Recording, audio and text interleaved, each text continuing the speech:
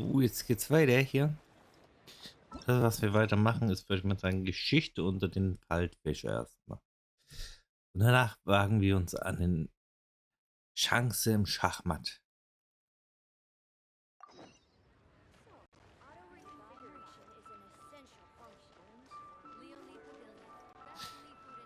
Wir wollen ein bisschen spazieren und schauen wir mal, was uns erwartet.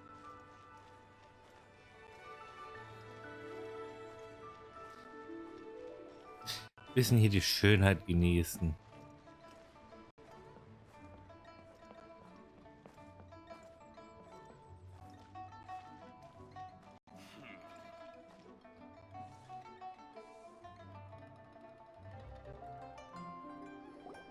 Traveler, Paimon, it's been a long time. Oh, hey, Hoishin. Long time no see. Fancy meeting you here. How's work these days? Thanks to the help of people like you and colleagues like Ganyu, better all the time. But I've been feeling distracted at work lately. Ist etwas I passiert? just feel constantly agitated. It's a long story. But my father, he's thinking of stepping down from the Tianshu position due to health issues. Huh? What's wrong with Uncle Tian? Nothing specifically. He's not unwell. He says he's just increasingly low on energy these days. He's always said, old age comes for us all in the end. Still, I just can't help but feel a little emotional watching it happen to him. Anyway, my father's currently on the second floor of Yangsheng Tea House. Why don't you come pay him a visit with me? He seems very fond of you too. I'm sure chatting with you will make him very happy. Sure, let's go.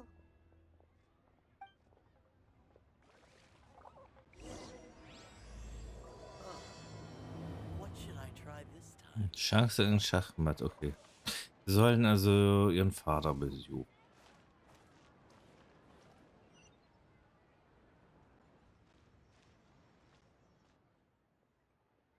Oh, da ist Song Li. Hey Song Li. Hallo ihr beiden. Wir haben ein paar Fragen. Einen Moment bitte, ich bin gerade beschäftigt. Was macht ihr? Übrigens, wie habt ihr es geschafft, so schnell wieder in der Stadt zu sein? Song Li, sind die beiden deine Freunde? Zwei alte Freunde. Perfekt, da ihr beide frei seid, könnt ihr mir bitte helfen? Altstand, wozu willst du sowas? Ah, ihr zwei habt die Neuigkeiten noch nicht gehört. Der Stein ist jetzt eine Rarität auf dem Markt. Jeder versucht mehr zu bekommen. Song Li kam heute wie üblich, um sich meine Geschichten anzuhören. Und Lieblingsgeschichte durch die Augen eines Drachen. Ich mag die Geschichte auch. Ich kann die Geschichte wirklich gut erzählen, oder? Song Li stimmt ebenfalls zu. Ich weiß, dass Song Li viel von der Welt gesehen hat und sich in der lokalen Kultur gut auskennt. Aber ich hätte nicht gedacht, dass er sich auch in Geschichte und Mythologie gut auskennt. Deshalb versuche ich immer, ihn zu konsultieren, wenn ich irgendwelche Fragen habe. Ich bin froh, einen kleinen Gefallen zu tun. Oh, du hast mir Du hast mir sehr geholfen und es macht Spaß, sich mit einem guten Redner zu unterhalten. Song Lis Geschichten sind extrem interessant, aber manchmal klingen sie nur ein bisschen zu falsch. Ich habe Ihnen einmal die Geschichte erzählt, wie Rex Lapis einen Seelenstein verwendet hatte, um Esther zu schaffen, und dann folgte der Teil der Kriege so aufregend. Aber er sagte, dass die Geschichten schön sind, einige Details falsch sind. Zum Beispiel hat jemand bereits bewiesen, dass die Handarbeit von Rex Lapis vielleicht nicht so gut ist, um etwas so Feines zu machen. Unsinn, oder? Und als ich ihm das letzte Mal die Geschichte erzählte, wie Chi von Qixing zu der wunderschönen Bergen und Flüssen wurde, stritte er das ab. Er dachte, so etwas Gutes könne gar nicht passieren. Verlieren Menschen die Romantik, wenn sie gelehrt sind, oder schau ihn dir an, groß und gut aussieht und doch so langweilig. Deine Kritik ist sehr vernünftig, ihr werdet sie im Hinterkopf behalten und darüber nachdenken. Deine Geschichten sind aber immer so fantastisch, möchte dir nur ein paar Meinungen von einem gewöhnlichen Menschen geben, nur zu deiner Information. Geschichtenerzähler sind bekannt für ihre Weisheit und du verstehst sicher, warum treue Zuhörer wie ich so oft hierher kommen. Natürlich verstehe ich deine guten Willen, Zongli. Du hoffst, dass ich der besten Geschichtenerzähler im ganzen Leben werde, nicht wahr? Er meint nur, dass die Details falsch sind. Das hat das also mit den Altsteinen zu tun.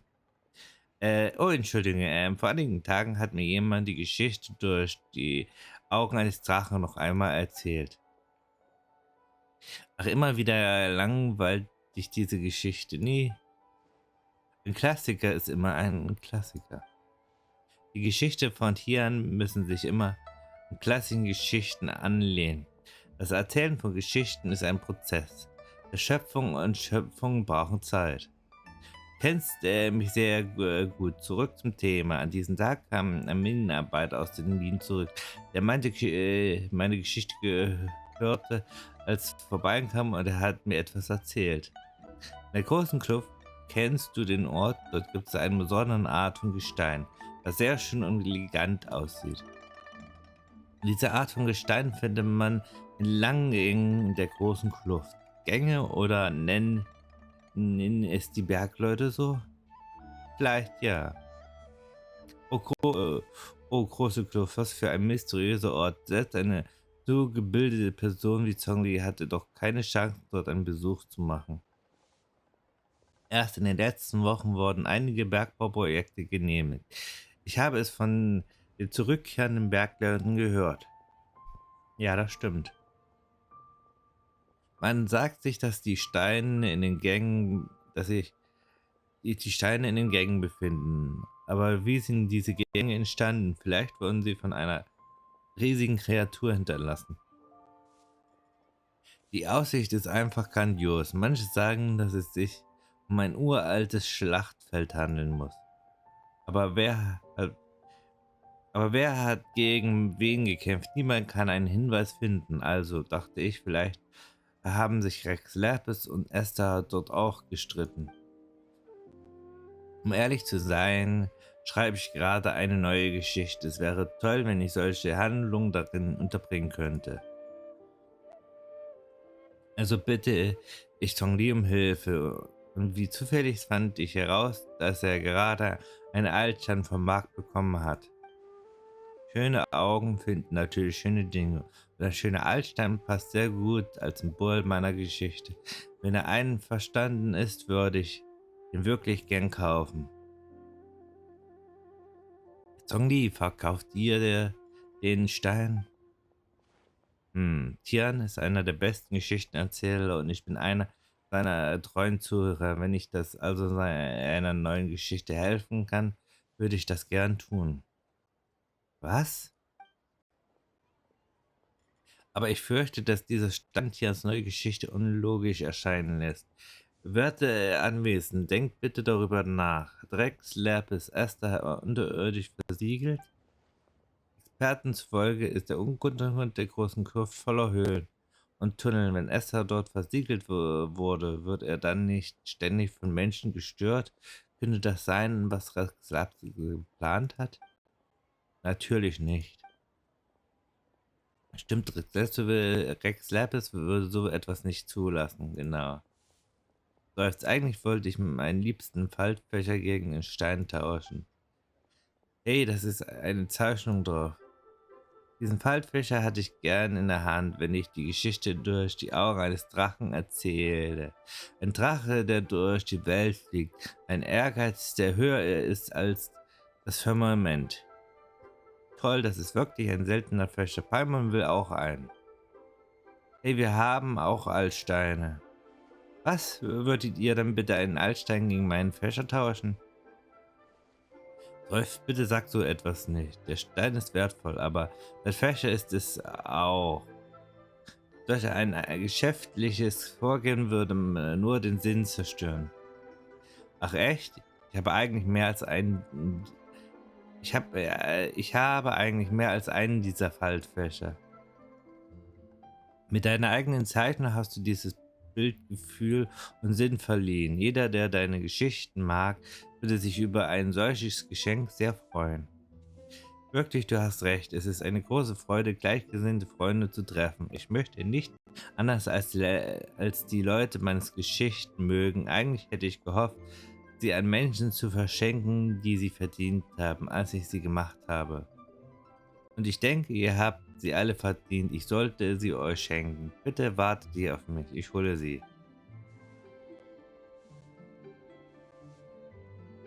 Oh, ich denke, ihr habt sie alle verdient. Ich sollte sie. Ja. Bitte wartet hier auf mich. Ich hole sie. Kann ich ihn wirklich behalten? Natürlich hast du meinen Geschichten zugehört und das macht dich zu einem würdigen Zuhörer. Außerdem habe ich mehrere solcher Faltfische gemacht. Nimm ihn einfach. Stornier bitte auch. Es ist nur ein handgemachter Fächer. Ich hoffe, er erscheint nicht zu ärmlich.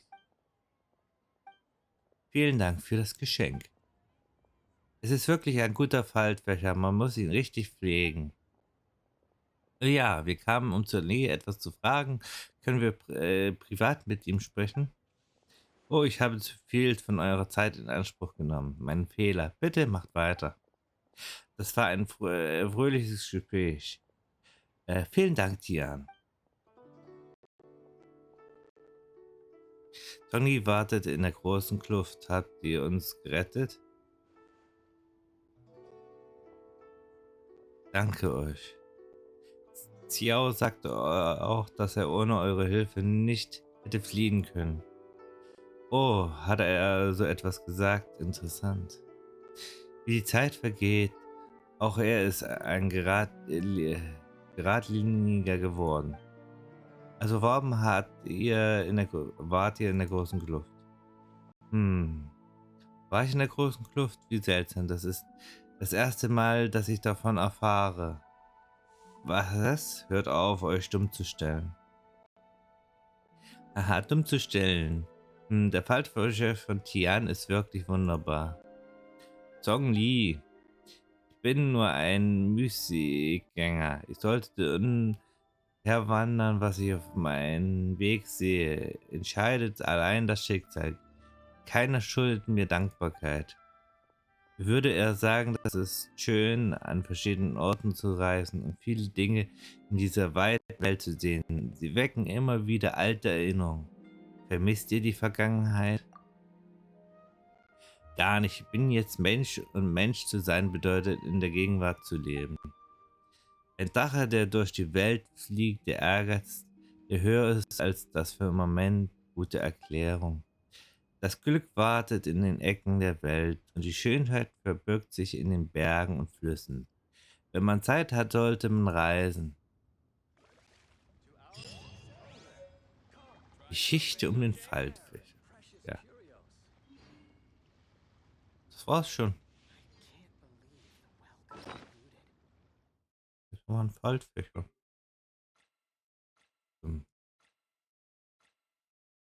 Aber,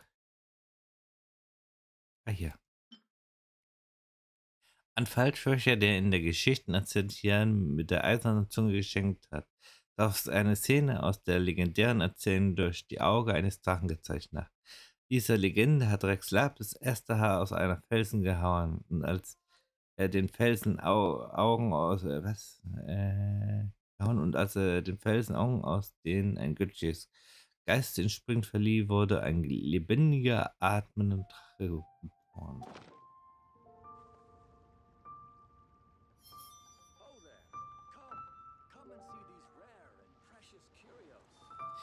Ja, Songli können halt einfach mal so gewissen Dingen Leben einhauchen.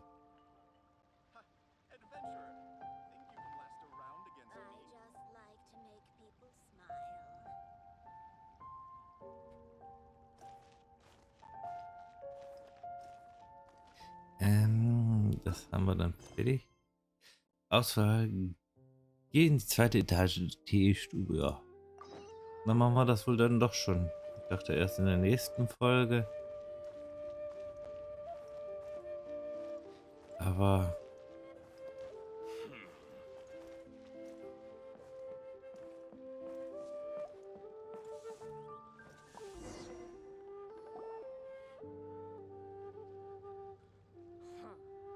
Uncle Tien, we're here to chat with you.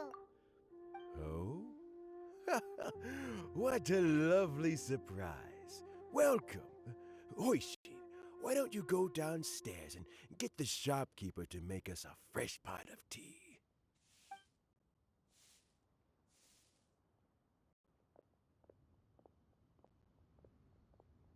I heard that you've been traveling all over the place recently. I would very much like to hear your adventure stories. wir machen uns mehr Sorgen um deine Gesundheit, Onkel Tian. Hoishin told you, didn't she? Don't worry. I'm quite all right. It's just the years gradually catching up with me. As I grow older, I'm starting to find that with many things, though the mind is willing, the flesh is weak. Especially recently, I've noticed a rather drastic drop in my energy levels. I am still very much in good standing as the Tianshu today. Nevertheless, I wish to pass on the position before my mental acuity begins to decline beyond redemption. How difficult is it to transfer the Tianshu position? Oh, well, you see, the Tianshu is a rather unique position among the Liyue Qixing. Historically speaking, the Tianshu rarely appears in public. We stay behind the scenes, planning and giving advice, so a public selection process would not be suitable. We also want to keep any prospective Tianshu candidates free from influence by outside forces, so we tend to be as discreet as possible in their assessment and appointment. For these reasons, the incumbent Tianshu typically recommends their candidate of choice, and this is then approved by the other Qixing members. So, in other words, you pick someone, and then Lady Qixing, Lady Ningguang, and the other Qixing appoint them? Correct. Unfortunately, due to my health, I won't be able to assess every candidate myself. Not to despair, however, because I found someone exceptionally capable to act on my behalf as assessment officer. In fact, I believe you recently became acquainted with her yourself. Oh? Who is it? I'm heartbroken. I thought it might take you a little longer than this to forget all about me. It's Yelan! Jackpot. Uncle Tien here asked me to assess 3 candidates for him. Fancy joining me? You'll be among the first to get to know the next Tianshu. Might be a good opportunity for you. What do you think? Es ist eine gute Gelegenheit. Paimon thinks so too. It can't be a bad thing to be on good terms with a new Qixing, right? Alright then. Though, I gotta say, Uncle Tien, you say you're into behind-the-scenes planning? My work's of the covert variety too. Don't you think I might make a good Tianshu? Huh? Yelan, you want to be the next Tianshu? I'm not opposed to the idea, but I suspect Ningguang wouldn't let you go very easily after how long you've been working together. So, how about this? If your investigation reveals that none of the other candidates are qualified for the position, I'll recommend you for the job. Deal. Well, you guys take your time. Everything's all set for the assessments to go ahead. Meet me on the first floor when you're ready. Until then, have a pleasant conversation. Oh, and no need to pay for your tea. As the new owner of this fine establishment, this runs on the house.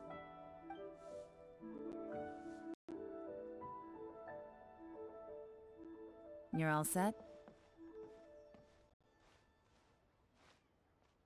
Uncle Tian seems really worn down. It's like all his energy's gone. Yeah, it may sound harsh, but Uncle Tian is past his prime. He's not cut out for this anymore.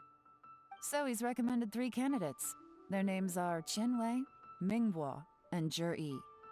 Qinwei is a wealthy entrepreneur. Mingbo works at the Liyue Ministry of Civil Affairs, and Zhi is focused on study and travel.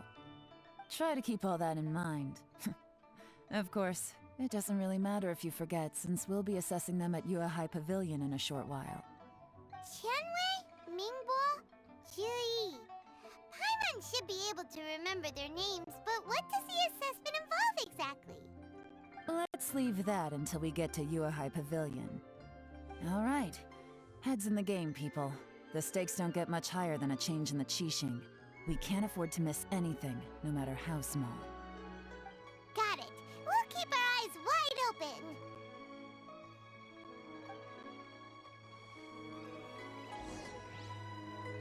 Ausfall der Qixing.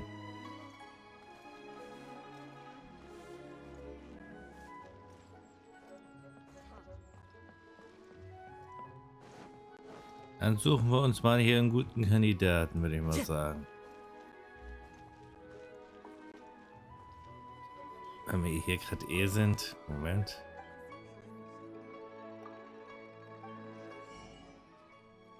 Ich habe seit Ewigkeit hier ein bisschen zu viel.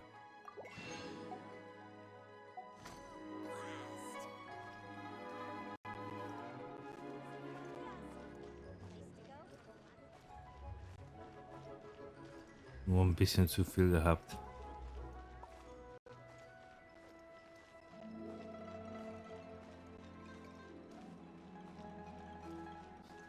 Nur wenn wir ihn nach oben müssen.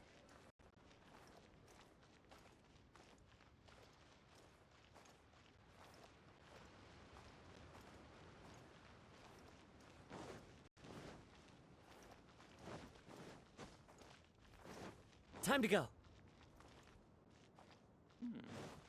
This is a peaceful. My legs are getting sore. What is wrong with this assessment officer? This is a huge occasion and I don't even get a chair. I've dealt with all kinds of people in my time, but never have I been made to stand while I'm waiting for an appointment. Oh, I mean, I think it's fine. That's called being complacent. If you're happy to just accept the way things are, you'll never be able to change anything in the future. Oh, come on. That's just... Now you're just being unreasonable. All right, you two. Let's not get into a big argument over this. It's not worth it. Qianwei, that was a bit uncalled for. And Mingbo, cut him some slack. We've all been standing around for a while. It's natural to be getting irritable. Look, how about this? There's no rule saying we're obliged to stand up while we wait, so why don't we borrow some chairs from the guild nearby? Fine. They're not the best quality chairs, to be sure. But under the circumstances, it would be better than nothing. It looks like all 3 candidates have arrived. Die 3, über die wir gesprochen haben, sind also... We'll meet them formally soon. Before that, let me run you through the assessment process. I've split it into 2 stages: current affairs and planning, and face-to-face interview. In the first stage, candidates are required to submit a manifesto for Liyue's development. In the second stage, we will ask them some questions in person. Writing a manifesto takes time, so I informed them of this requirement in advance. These are the reports they submitted. Wow, one of them is really thick. It's also worth mentioning a stipulation I gave them. Whoever is appointed as the new Tianshu will be expected to implement their plan as put forward in their manifesto. Failing the occurrence of some cataclysmic event, they will not be permitted to change their plan. Therefore, these 3 piles of documents in front of us represent where each candidate stands on key policy issues. There's still some time. Have a skim through, get a first impression of what each person's proposing. I'll be waiting off to the side. Just let me know when you're done.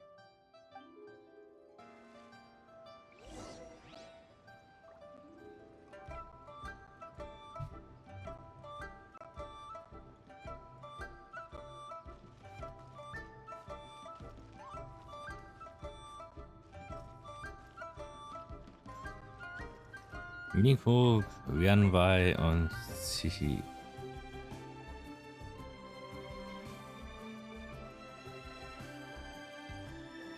Na dann.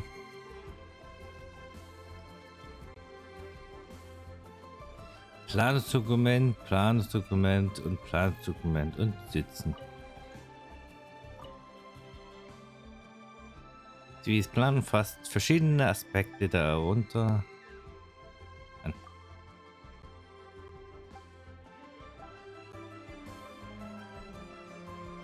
Oh. Verdammt. Fast alle Aspekte der inneren Angelegenheiten und des Lebensunterhalts der Menschen. Wohlstand ist immer gemeinsam verbunden. Das scheint Philosophie zu sein.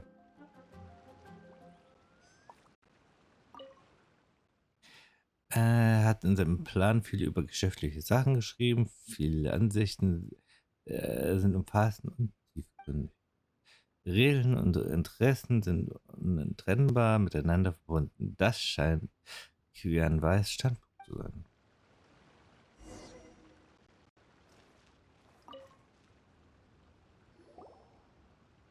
Finished, huh? What did you think? Everyone took it very seriously. Of course they did. They have the chance to be picked as the new Tianshu, so you can bet they're putting their best foot forward.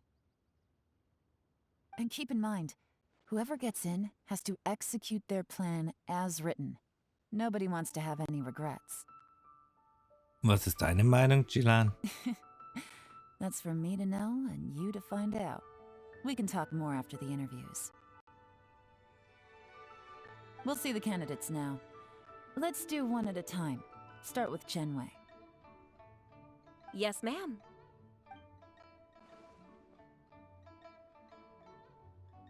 Oh? So you two are the assessment officers, are you?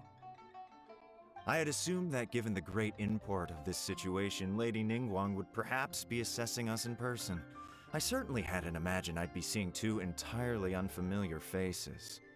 I trust you've read through my manifesto? I'd be more than happy to clarify any details you found difficult to grasp. It was written with an expert audience in mind, after all. Mind your tone, mister! Relax. It wasn't intended as a personal slight against anyone in particular. I was simply stating a fact.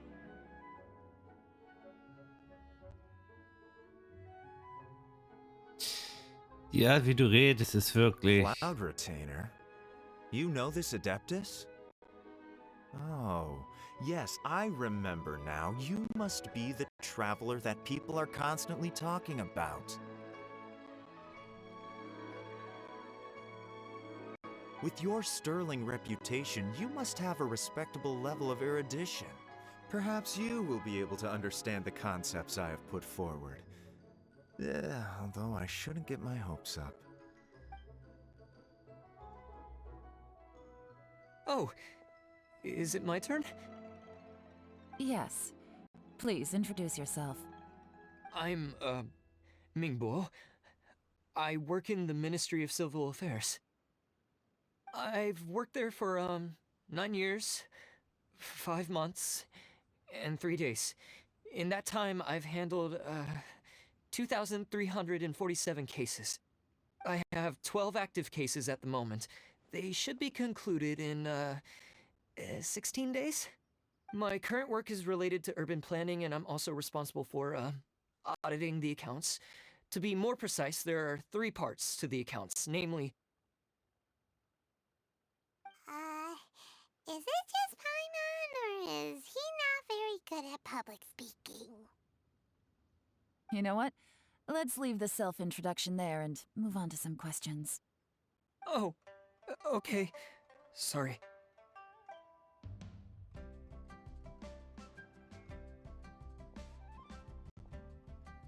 Hello. Not gonna lie, I'm feeling a little nervous. What would you like to know? You're here to assess me, so ask away and I'll answer your questions to the best of my ability. Your manifesto is very wide in its scope, but you don't seem to be personally involved in many of the specific fields. How can you be sure that you have the ability to put your plan into action? Very fair question. I completely understand where you're coming from. But I'm confident in my plan. I've visited many different places, talked to lots of people with far more expertise than myself, and my manifesto is the conclusion of these efforts. Of course, two different problems can be interconnected in very complicated ways, and you might reach two very contradictory conclusions depending on which one you're focusing on. What I've tried to do is strike a balance. In other words, present an optimal solution to all the problems as a whole. How do you plan to determine whether you are right or wrong about your proposed solution being the optimal one? A great question. Well, I'd start by having my colleagues and the secretaries of the Yuehai Pavilion evaluate any proposals before implementation. Post-implementation, it would all come down to the results. If it turned out that my judgment was to blame for poor results, I would take responsibility. Nice answer. All right, next question. He seems like a great guy. Everything he said was thoughtful and logical, and he was just a pleasure to listen to. Nicht so Here's richtig. my take on what we just learned. As you saw, Qianwei is highly knowledgeable. He proposes many excellent ideas in his manifesto which effectively target the big issues. But he is very proud and incredibly stubborn. He doesn't care much about other people's feelings. Mingboa's plan is more thorough and more measured. You can tell he's meticulous in his work, very detail-oriented. But he and Qianwei are otherwise polar opposites. Mingboa is not very articulate and comes across as very timid in conversation. Perfect summary. Paimon couldn't agree more. You're good at this, Yewan. Last but not least, Yi. His manifesto is full of pertinent details, his methodology is sound, and his proposals cover a broad range of fields, which is quite a rare feat. The depth he goes into in each and every area means it can only be a product of painstaking work. Plus, he is modest and good at dealing with people. But what really interests me is that many of his views happen to coincide with Uncle Tien's. Having someone like Yi take the position would certainly put Uncle Tien's mind at rest. Great! We'll see. Let's go back and report to Uncle Tien.